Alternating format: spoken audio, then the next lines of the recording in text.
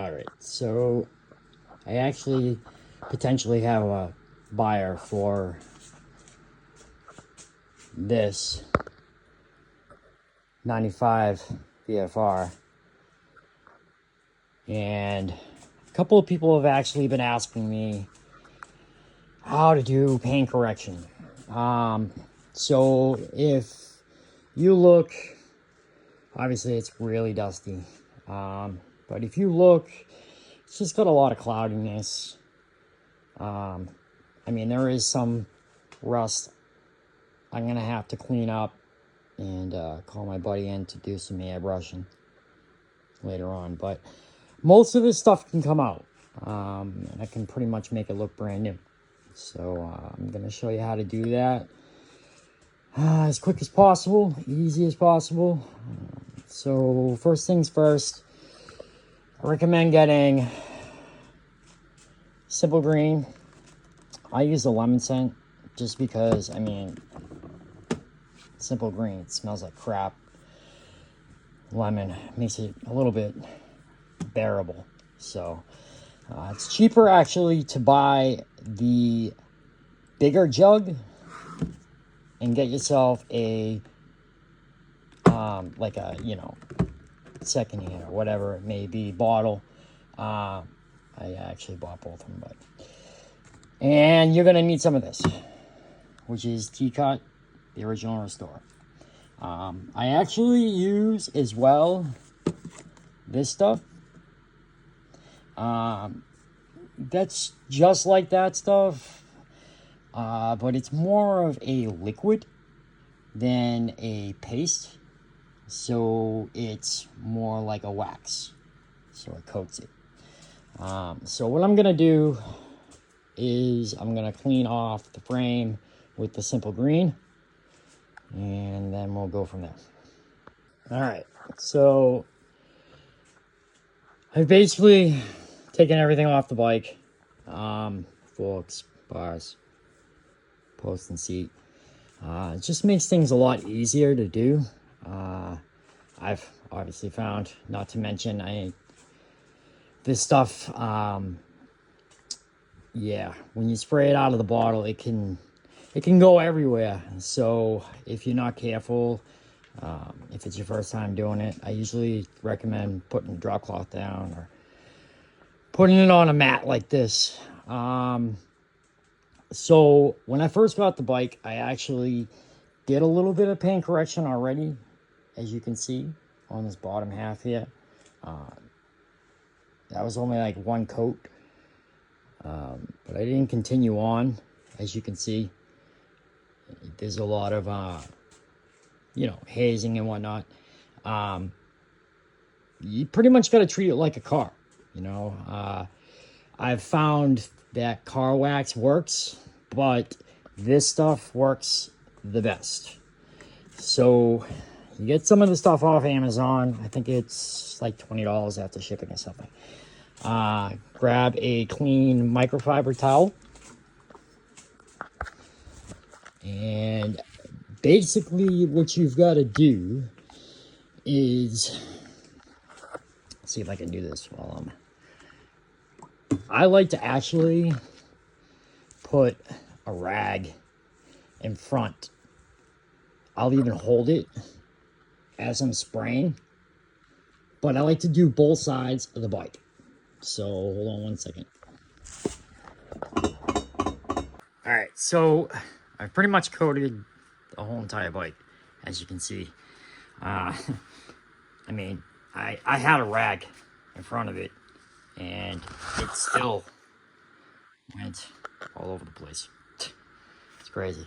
But in any case, I do like to let it sit for a couple of minutes just to kind of let the solution soak in.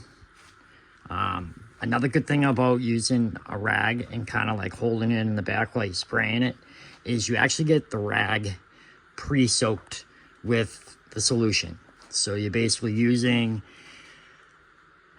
the rag, and as you're using it, it's actually soaking up a lot of the solution, and it's carrying it on to the rest of the project as you're doing it.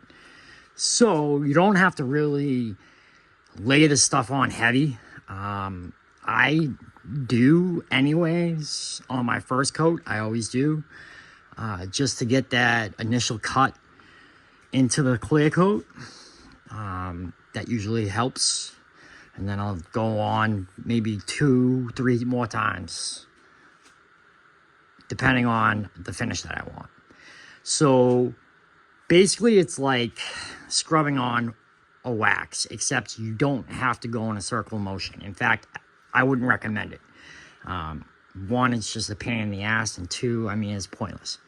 So you just basically start with one end of the bike and you rub as hard as you can. All right, until you start to see kind of like that type of sheen. All right, and then once you get that type of sheen, you can move on to the next part of the bike. Just let that dry and move on.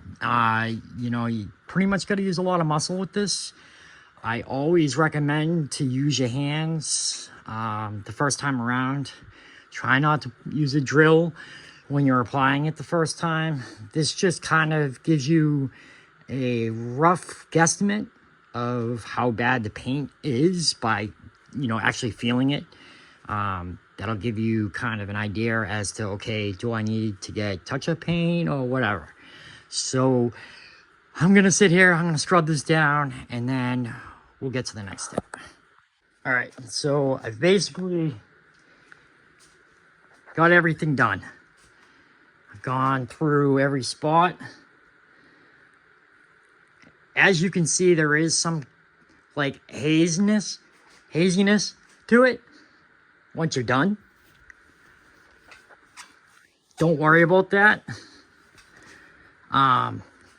That's actually the chemical working, from what I've been told. So, with that being said, I like to be able to go back and just kind of like, you know, just make sure I got all of it.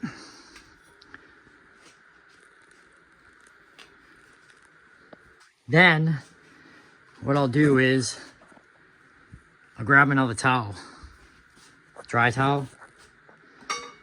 You can get any drill you want. I'm just using Milwaukee. Speed 2. So, this is a little custom, this wheel. Some that do bikes can actually recognize my hub. Yeah, that's a brake pad holder for a cantilever system, and a headset bolt washer. Works pretty well. So I got these 3-inch polishing wheels off Amazon. You can buy them in like 5 packs for I think like $10 or something stupid like that. So you put it on 2. And I'll basically start again in one part of the bike. And I will just go through.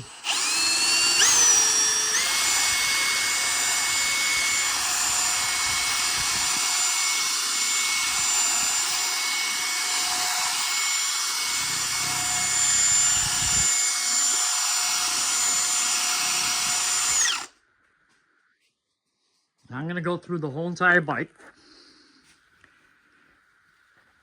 And I like to go through piece by piece. So like take a quarter section, do that section, wipe it off with the dry cloth afterwards, move on to the next section. I only like to do that just because you know you're going to get the whole entire bike. So give me a few minutes and we will continue. All right, so I basically got the first coat done.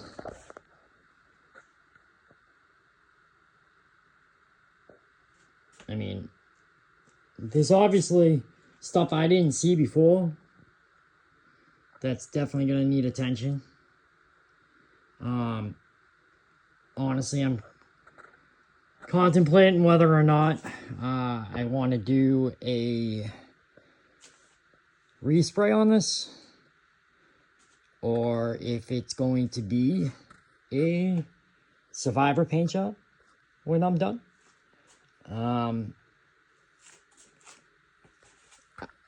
As of right now, with just one coat, though, it has come out really nice.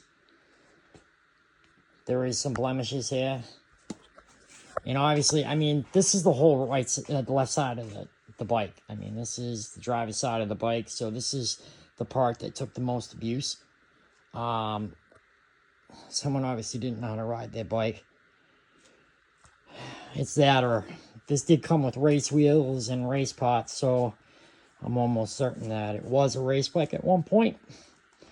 I may respray this again, or I may call my friend and have him come in and just airbrush some of the spots and keep some of this nostalgia. I mean, some of this actually does tell a story, but I mean, this stuff like that needs to go. But yeah, I mean, it looks pretty good. Now, if you feel as though this is pretty much where you want to stop it, I mean, you can go further, you can stop, what have you. But if you do end up wanting to stop, and you can go back and you can do more coats of that stuff if need be, if you feel as though it's not what you felt you want it to look like. But after you're done, you're going to want to grab this stuff.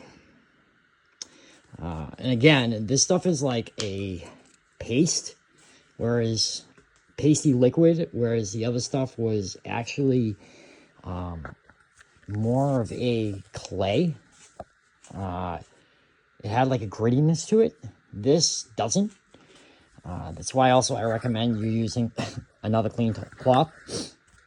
But what I'll do basically is just, you know, apply a, you know, dab, whatever. So let's see here.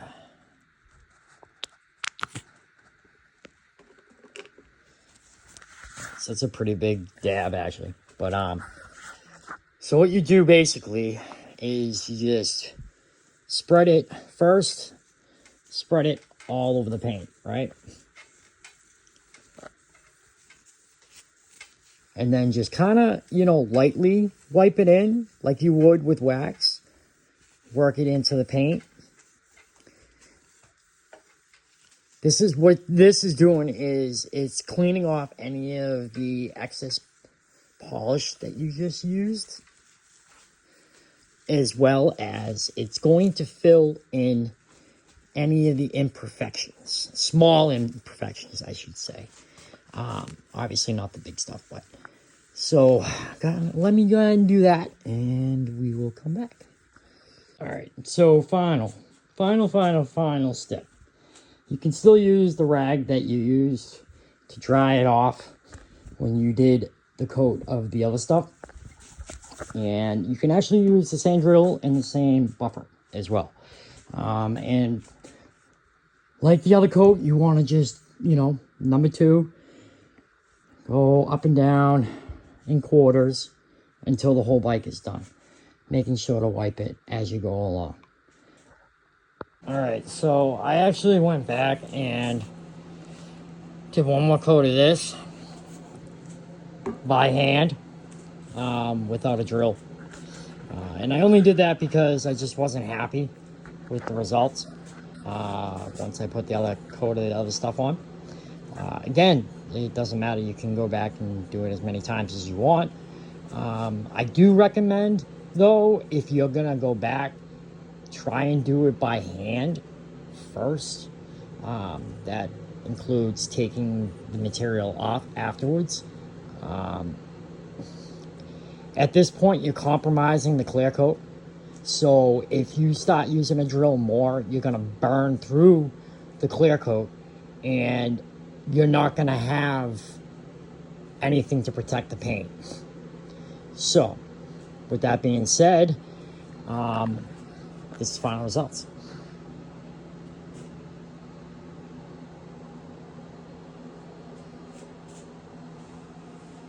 Now, obviously it's not perfect. I mean, the bike's over 30 years old. But let me repeat that. This bike is over 30 years old.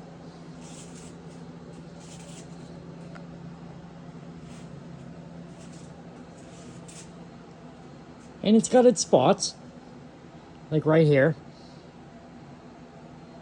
that I can go back and touch up. Some of that's the lighting too. But this whole side, man, it's such a shame. Not too sure about this one. Kind of on the fence.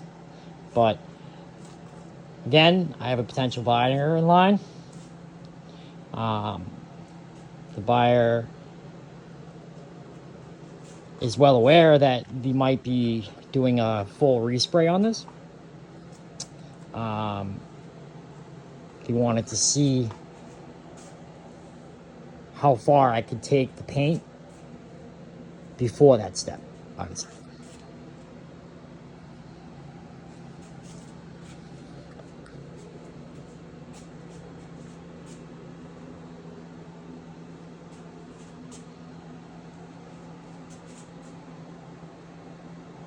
So yeah, I mean, that's it.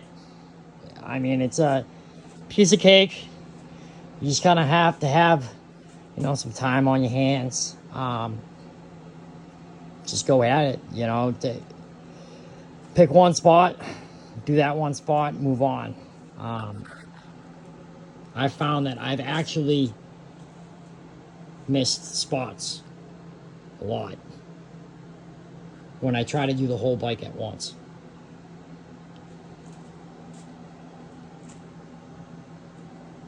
Once you're done with the initial cut and buff, you can go back and do the whole bike at once to give it that once over, to give it that even sheen. But yeah, that's pretty much it. Piece of cake.